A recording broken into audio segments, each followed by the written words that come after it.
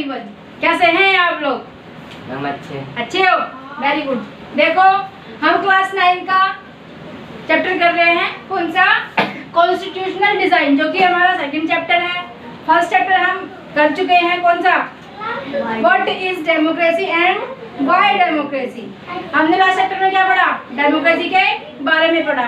Democracy means लोकतंत्र means लोगों के द्वारा चुनी गई सरकार, लोगों के द्वारा चुने गए रिप्रेजेंटेटिव। ठीक है, क्या बोलते हैं उनको?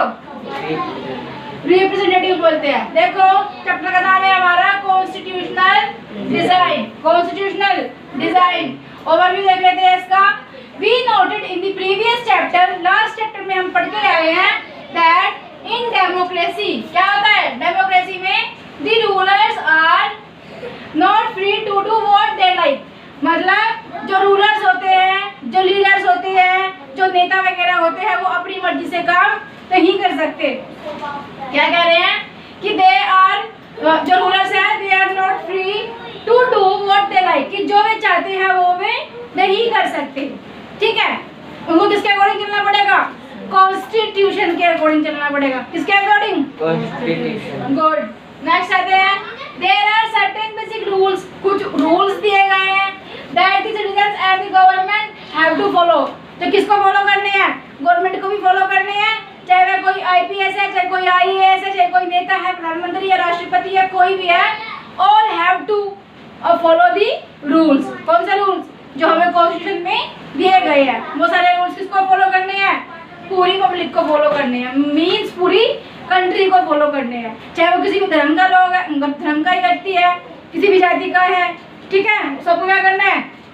रूल को फॉलो करना है, अनपढ़ है या एजुकेटेड है। ठीक है, नेक्स्ट आते हैं, all such rules together are called a constitution. अब देखो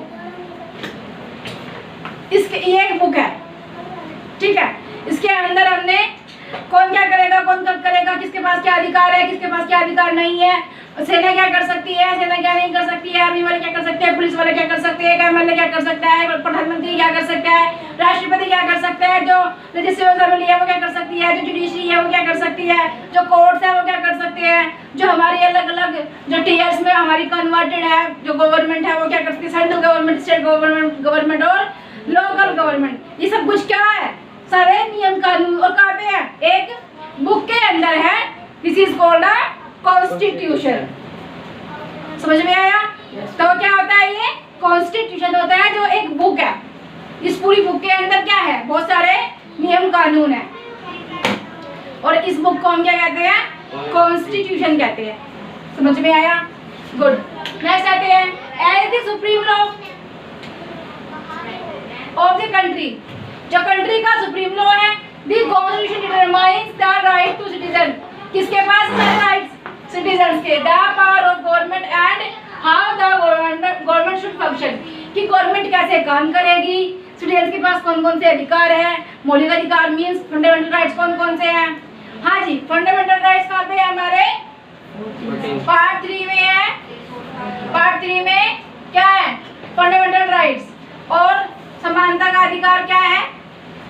समानता का अधिकार, राइट टू इक्वालिटी, समानता का अधिकार कहाँ पर है? समानता का अधिकार है 14 से 18 तक। ठीक है, जो हमारा पार्ट 3 है वो आर्टिकल मतलब कई सारे आर्टिकल है, उसमें 35 तक आर्टिकल है। ठीक है, ठीक है। तो नेक्स्ट आते हैं, ये समझ में आ गया कि प्रीवियस में हमने क्या क्या पढ़ा, तो उसी के बेस पे हमारा कॉन्स्टिट्यूशनल डिजाइन है। इसको आज हम पूरा करते हैं। ठीक है, नाउ हम कुछ क्वेश्चन कर लेते हैं इसके कि why do we need a constitution. हमें किसी कॉन्स्टिट्यूशन की क्या जरूरत है? हमें किसी कॉन्स्टिट्यूशन की क्या नीड है, क्या जरूरत है, क्यों चाहिए हमें कॉन्स्टिट्यूशन? तो देखो, जस्ट लाइक हम कोई अगर गेम की बात करें, तो अगर गेम के अंदर कोई रूल नहीं होंगे तो क्या मजा आएगा खेलने में? वैसे ही अगर कॉन्स्टिट्यूशन नहीं होगा तो क्या मजा आएगा हमें अपने कंट्री के अंदर जीने में? हमारे पास लॉ ऑफ वोट नहीं होगा, किसी के पास मौलिक अधिकार नहीं होंगे, जो चाहे जो मर्जी चाहे जो कोई कर सकता है। हिटलर होगा, तानाशाही होगी यहाँ पे, तो क्या अच्छा लगेगा? तो कॉन्स्टिट्यूशन क्यों जरूरी है? ताकि लोग, कॉन्स्टिट्यूशन होना इसलिए जरूरी है ताकि लोग एक दूसरे के ऊपर हावी ना हो सके, नहीं तो जो माइनॉरिटी में है मेजोरिटी वाले उनको खत्म कर देंगे, है ना? यही होगा ना। नेक्स्ट आते हैं, how are the constitution drawn up, कि भाई कॉन्स्टिट्यूशन को बनाया गया कैसे है, कैसे बना है, ठीक है? तो क्या पैसे से पहले क्या आता है उसमें? प्रियम्बल जोड़ा गया। हम भारत के लोग, पढ़ना जो तुम्हारी बुक के फर्स्ट पेज पे ही होगा, ठीक है? तुम उसको पढ़ना और कल सब जो तुम्हारा प्रस्तावना है, ठीक है, जो प्रियम्बल है उद्देशिका, उसको तुम्हें याद करके लेके आना है, ठीक है? कल मैं सुनूंगी तुमसे, ओके? नेक्स्ट आते हैं, who design them and in what way, कि किसने डिजाइन किया और क्यों किया, कैसे किया, किस वे में किया। कब हमारा हुआ था भाई, जो देश आजाद कब हुआ था? 1947 में। 1928 से मोतीलाल नेहरू ने इसको स्टार्ट कर दिया था, देखो इतने पहले से। तो उन्होंने सोच रखा था कि जब हमारा देश आज़ाद हो जाएगा अंग्रेजों से, तो हमारा कॉन्स्टिट्यूशन कैसा होगा, कैसी सरकार होगी, कौन उनको सरकार को लेके आएगा, कौन उनको चुनेगा, कौन कौन से वो काम कर सकती है और कौन कौन से काम वो नहीं कर सकती है। ये सब चीज़ें हमारे कॉन्स्टिट्यूशन में होंगी तो किस तरह से होंगी, ठीक है? नेक्स्ट आते हैं, what are the value the shape the constitution in democratic state. Democratic state means, state means क्या है? यहाँ पे हम अपनी कंट्री से बात कर रहे हैं। स्टेट का मीन मतलब क्या है? Country means India. तो डेमोक्रेटिक स्टेट, डेमोक्रेटिक मींस जहाँ पे सब लोग मिलके अपने रिप्रेजेंटेटिव को चुनते हैं और वो उनके बिहाफ पे कोई भी डिसीजन लेते हैं, तो उसको हम क्या कहते हैं? डेमोक्रेटिक स्टेट या कंट्री कहते हैं।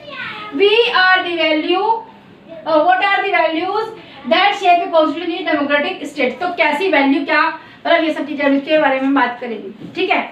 नेक्स्ट क्वेश्चन आता है, once the constitution is accepted, जब एक बार किसी कॉन्स्टिट्यूशन को एक्सेप्ट कर लिया जाता है, can we make changes later if required, और बाद में क्या उसमें चेंज कर सकते हैं? बिल्कुल कर सकते हैं, लेकिन कैसे?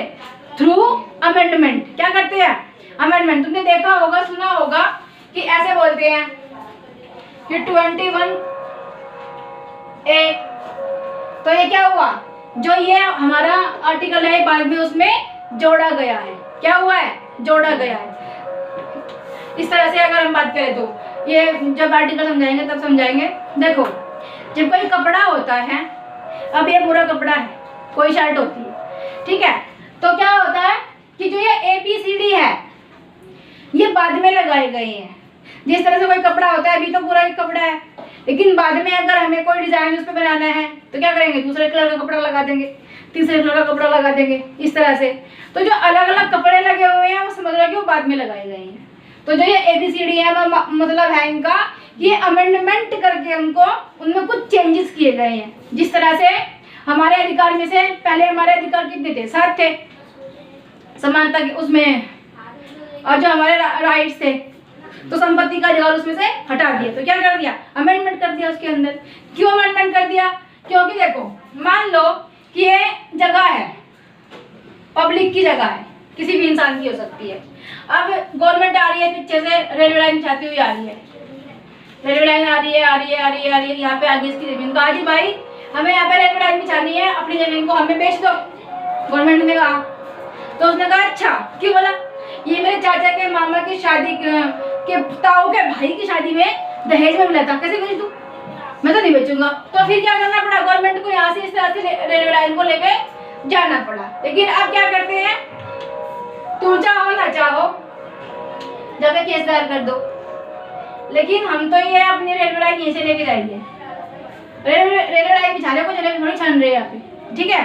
तो इस कारण से जो ये हमारा पर्सनल अधिकार था, अब क्या हो गया?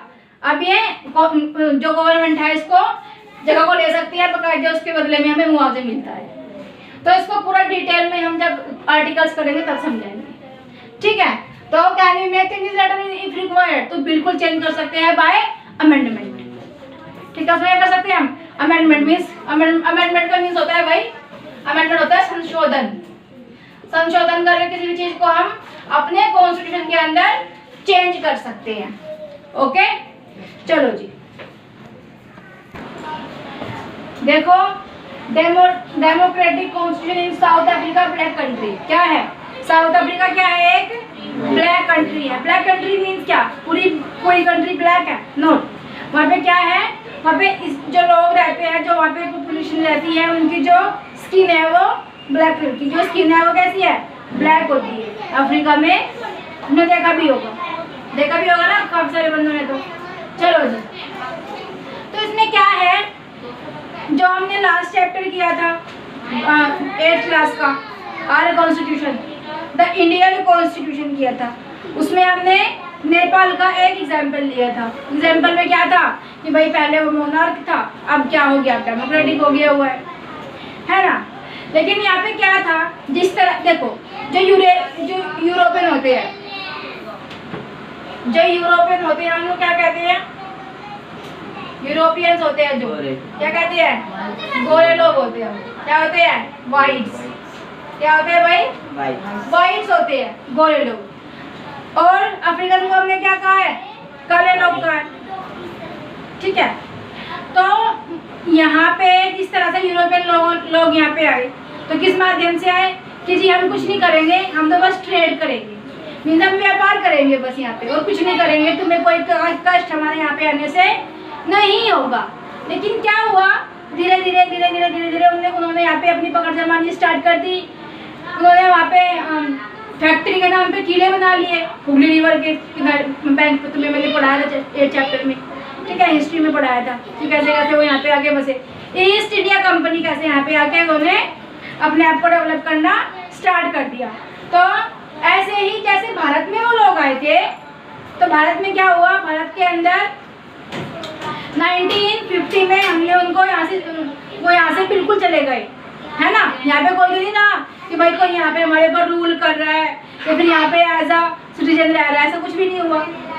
ठीक है, तो इसी तरह से वो लोग अफ्रीका में भी गए और वहाँ पे भी क्या किया, कहा कि हम कुछ नहीं कहेंगे किसी को, हम सिर्फ ट्रेड करेंगे।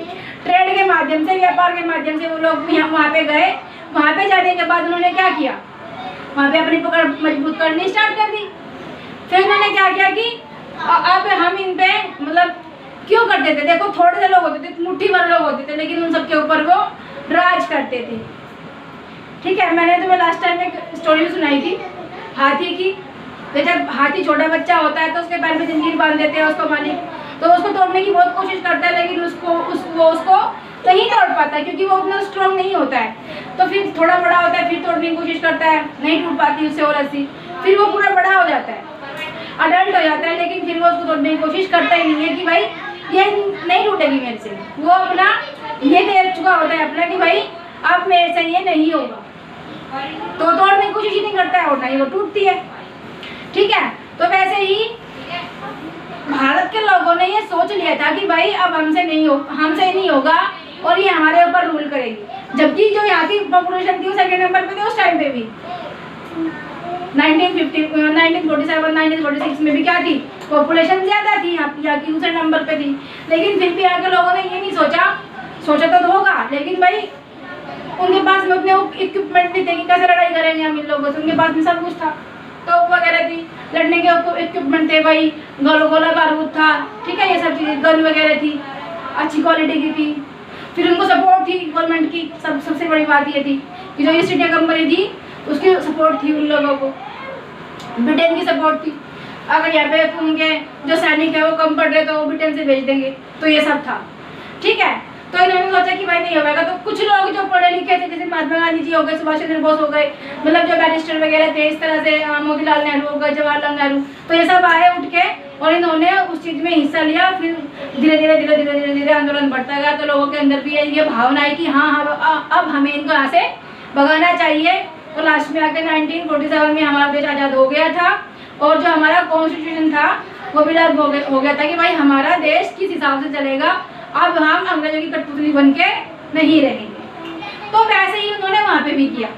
कहाँ पे? साउथ अफ्रीका में क्या किया, वहाँ पे भी जाकर बस गए, वहाँ पे रूल करना स्टार्ट कर दिया। रूल किया तो किया, वहाँ पे क्या किया, यहाँ पे इन लोगों ने लड़वाया। किस तरह से? जाति के नाम पर और धर्म के नाम पर।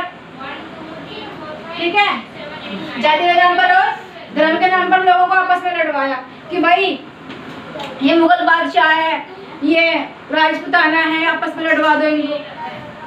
ठीक है, वहाँ पे बीच में कि भाई जैसे देखो लड़वाने का मतलब क्या था, यहाँ पे राजपूताना है, वहाँ पे मुगल सम्राट है, उनको पता है कि इन दोनों के बीच में नहीं बनेगी, तो उन्होंने अपना कोई आदमी भेजा, तो जाके उसने बोल दिया कि जी आपको ये राजपूताना जो है ऐसे ऐसे बोल रहा है, आपके ऊपर आक्रमण करने की बात कर रहा है। अब एक बंदे को इधर भेज दिया कि जी जो मुगल सम्राट है वो आपके ऊपर आक्रमण करने की बात कर रहा है, ऐसे ऐसे है। तो क्या हुआ, दोनों के मन में बैठ गए एक दूसरे के प्रति भाई गुस्से वाली भावना, आक्रमण वाली, तैयार करो सेना चलो। तो उधर से भी चल दिए, वैसे चल दिए, लड़े आपस में। नुकसान किसका, इन दोनों का, फायदा किसका, ब्रिटिशर्स का। उनका मतलब था डिवाइड एंड रूल कि भाई डिवाइड करो और उनके ऊपर राज करो। तो यही तो हुआ, यही तो हुआ, तभी तो यहाँ पे उन्होंने अपनी पकड़ मजबूत कर ली। तो यहाँ पे तो उन्होंने किया जाति के नाम पे और धर्म के नाम पे। लेकिन साउथ अफ्रीका ने क्या किया, स्किन के कि भाई तुम्हारी काला और गोरा, हम गोरे हैं तुम काले हो। तो इस बेस पर उन्होंने क्या किया, ट्रेन्स में, स्कूल्स में, हॉस्पिटल्स में, गार्डन्स में और क्लब्स में, बसेस में, इन सब में जाने पर उन पर प्रतिबंध लगा दिया कि भाई तुम नहीं जाओ। मतलब जैसा कि यहाँ पे लिख रहे थे कि Indian and dogs are not allowed, वैसे यहाँ पे लिख रहे थे कि blacks and dogs are not allowed. देखो कितना बुरा लगता होगा उन लोगों को कि उन लोगों को, वो लोग जो गोरे लोग हैं, जो उनको मतलब उन्हीं की कंट्री में आए हैं, उन्हीं कंट्री में रह रहे हैं, उन्हीं का खा रहे हैं, मुझे व्यापार कर रहे हैं और उन्हीं को ही रोक रहे हैं कि तुम यहाँ नहीं जा सकते। डॉग से कंपेरिजन कर रहे हैं उनकी। ठीक है, तो दिस इज नॉट फेयर ना। तो उन्होंने इस तरह से वहाँ पे किया। तो वहाँ पे एक उभरे जो महात्मा गांधी के बहुत बड़े, महात्मा गांधी से उनको प्रेरणा मिली, उन्होंने महात्मा गांधी से प्रेरणा ली। तो उन्होंने 1950 में ये काले गोरे का भेद खत्म करने के लिए लड़ाई करना स्टार्ट कर दी, जिसका नाम था नेल्सन मंडेला। क्या नाम था, नेल्सन मंडेला। समझ में आया इतना? कहाँ पे, साउथ अफ्रीका में, किसके आधार पे, रेस के आधार पे। किसके आधार पे भाई, चमड़ी तो एक अलग चीज हो गई, क्या बोलेंगे, रेशियल। ठीक है, रेस के आधार पे मतलब नस्ल बोल सकते हैं इसको। नस्ल के आधार पर उन्होंने क्या किया, वहाँ पे भेदभाव करना स्टार्ट कर दिया। ठीक है, कि तुम लोग ट्रेन में नहीं जाओगे, बगीचे में नहीं जाओगे, हमारे ठीक है colleges, library, swimming pools, public toilets, यहाँ सब पर क्या कर दिया, प्रतिबंध लगा दिया कि तुम यहाँ पे नहीं जा सकते। अब बताओ उनको कैसा लगता होगा, किसी हम अपनी कंट्री में नहीं जा सकते। जैसे हमारी कंट्री में, इंडिया में लोगों को राइट टू वोट नहीं था उस टाइम पे। मतलब हम अपनी कंट्री में रह रहे हैं, वो मुट्ठी भर लोग हम यहाँ पे राज कर रहे हैं और हमसे ही हमारे सारे हक छीन रहे हैं। ठीक है, तो उस टाइम पे उतने पढ़े लिखे बंदे नहीं थे। ठीक है, अब आए कोई, अब आए कोई रूल करने के लिए, क्या करोगे, भगाओ फिरंगियों को, है ना चलो मारो फिरंगियों को, जला दो, मार दो, फ्राई कर दो, ये कर दो। अब तो महसूस कर दोगे ना। लेकिन उस टाइम पे उतनी एजुकेटेड नहीं थे, पॉपुलेशन थी ज़्यादा, लेकिन भूखमरी थी, बेकारी थी, बेरोजगारी थी, ये सब चीज़ें थी। ठीक है, कोई सपोर्ट नहीं करने वाला था उस टाइम पे इन सब लोगों को, और जाति धर्म का बहुत कुछ मतलब सिस्टम बेकार था। अब तो तुम सब देखो कि स्कूल में पढ़ते हो, सब कोई किस जाति का, किस धर्म का, कुछ भी नहीं पता किसी को। एक दूसरे से पानी भी शेयर कर लेते हो, एक दूसरे से लंच भी शेयर कर लेते हो, पेन नोटबुक सब शेयर कर लेते हो, तो वो चीज़ है ही नहीं माइंड के अंदर। ठीक है, लेकिन पहले ये सब था। चलो क्या हुआ था, चल गया पता। नेक्स्ट देखो भाई, अब this was Nelson Mandela being tried for treason by the white south African government. क्या किया, ये खड़े हुए, इन्होंने कहाँ से प्रेरणा ली, महात्मा गांधी से प्रेरणा ली। एंड ये खड़े हुए, इन्होंने जो वहाँ पे डिस्क्रिमिनेशन चल रहा था, रेशियल डिस्क्रिमिनेशन चल रहा था, उसके खिलाफ इन्होंने आवाज उठाई। किन्होंने, नेल्सन मंडेला। किसने, नेल्सन मंडेला ने। एंड ही हैड 7, देखो ये कौन, नेल्सन मंडेला और 7 लीडर और। क्या हुआ उनको इसमें कि भाई तुम कंपनी का विरोध कर रहे हो। किस कंपनी का विरोध कर रहे हो, यूरोपियन कंपनी का विरोध कर रहे हो, यूरोपियन सरकार का विरोध, क्योंकि गवर्नमेंट उन्होंने वहाँ पे अपनी बना ली थी यूरोपियंस ने। तो क्या कहा कि तुम गवर्नमेंट का विरोध कर रहे हो, दैट्स वाई हम तुम्हें जेल में डाल देंगे। तो नेल्सन मंडेला को और 7 और बंदे थे उसमें, उनको क्या किया 1964 में जेल में डाल दिया। क्या किया? जेल में डाल दिया। यहीं पे रहो, खुश रहो यहाँ पे। तो क्या हुआ, हमें 28 साल तक जेल में रहे। कितने दिन तक रहे? 28 साल तक वो साउथ अफ्रीका की जेल में रहे। ठीक है, वहाँ पे उन्होंने जो भी कुछ मतलब वो लीडर्स थे, 7 लीडर्स और थे, और वो सब कहाँ पे रहे? साउथ अफ्रीका की जेल में। Struggle against apartheid. देखो अपार्थाइड का मतलब क्या होता है? इसका मतलब होता है कि जो इंसान रेशियल जो वहाँ पे चल रहा था उसके अगेंस्ट लड़ता है कि भाई तुम ऐसा क्यों कर रहे हो, तुम्हें ऐसा नहीं करना चाहिए। अगर वो ऐसे बोल रहा है तो क्या है? अपार्थाइड है। ठीक है, देखो इसमें क्या था कि वहाँ पे भी क्या कर रहे थे, वो the name of the system of the racial discrimination unique in south Africa में, जिसने आज इसको हम क्या बोलेंगे, अपार्थाइड बोलेंगे। अब देखो इसमें the white Europeans impose the system on the south Africa. क्या कर रहे थे? साउथ अफ्रीका के लोगों को बहुत ज्यादा परेशान कर रहे थे, प्रताड़ित कर रहे थे, उनके ऊपर क्या कर रहे थे? अत्याचार कर रहे थे। कौन? देखो क्या ये अत्याचार नहीं है कि स्कूलों में तुम्हें बैन कर दिया, पार्क्स में तुम्हें बैन कर दिया, होटल्स में बैन कर दिया, ठीक है, ट्रेन्स में, बसेस में, लाइब्रेरीज में तुम्हें बैन कर दिया, मतलब यहाँ सब जगह तुम्हें बैन कर दिया। तो क्या तुम्हारे साथ में अच्छा हो रहा है ये? अरे तुम्हारी कंट्री है, तुम वहाँ के मूल निवासी हो और तुम्हें ये सब सुविधा मिल रही है, तो फायदा क्या है उस चीज का? तो तुम्हारे ऊपर क्या कर रहे थे? वहाँ उन लोगों के ऊपर क्या कर रहे थे? अत्याचार कर रहे थे। ठीक है, तो उन्होंने ऐसे अत्याचार किया ड्यूरिंग दी 17th सेंचुरी। उन्होंने यही करते रहे कि वो अत्याचार उनके ऊपर करते रहे। किनके ऊपर? अफ्रीकन के ऊपर। किसके ऊपर? अफ्रीकन के ऊपर। किसने किया अत्याचार? यूरोपियन, गोरों ने। व्हाइट्स ने क्या किया? अफ्रीकन के ऊपर अत्याचार किया और वहां पे रूल किया। ठीक है, चलो जी।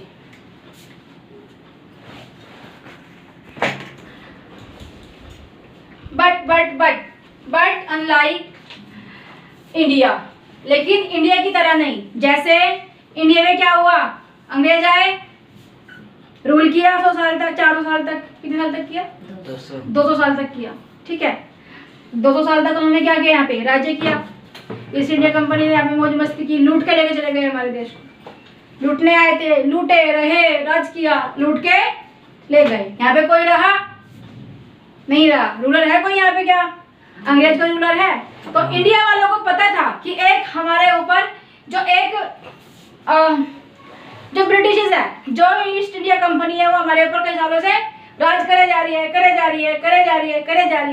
तो हमें इनको जड़ से उखाड़ फेंकना है। जैसे बोल रहे थे वहां पे, मारो फिरंगियों को, भगाओ इनको यहाँ से, तो भगा दिए। लेकिन अफ्रीका में ऐसा नहीं हुआ। अफ्रीका में क्या हुआ? रूल तो खत्म हो गया उनका, लेकिन कुछ लोकल रूलर्स वहीं पे ही रह गए। कहाँ पे? अफ्रीका में। कहाँ पे रह गए? साउथ अफ्रीका में। ठीक है, तो कुछ वहाँ पे रह गए और वहाँ पे लोकल रूलर्स बन के वो रह रहे हैं। अब पढ़ते हैं।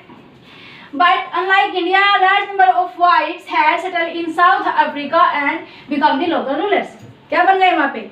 लोकल रूलर्स, मतलब लोकल उनकी गवर्नमेंट है, मतलब वहाँ पे थे और वो राज कर रहे थे ऐसा लोकल रूलर। समझ में आया? Yes ma'am. नेक्स्ट आते हैं। अब they divided the people ने, देखो उनको दो में बांट दिया according to their skin colour.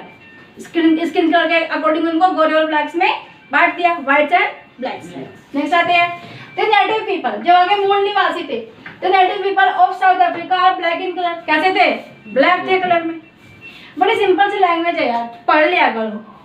They made up about 3/4 of people of mixed races. क्या थे? मिक्स्ड थे 3/4। वहाँ की जो पॉपुलेशन थी उसमें से 3/4 क्या थे? 3/4 पॉपुलेशन मिक्स्ड थी। ठीक है, who were called colored, क्या बोलते थे उनको? कलर्ड बोलते थे। कुछ व्हाइट थे, कुछ ब्लैक थे, तो उनको क्या बोलते थे? कलर्ड बोलते थे कि अब ये ब्लैक एंड व्हाइट नहीं रहे, ये कलर्ड हो गए। ठीक है, क्या हो गए?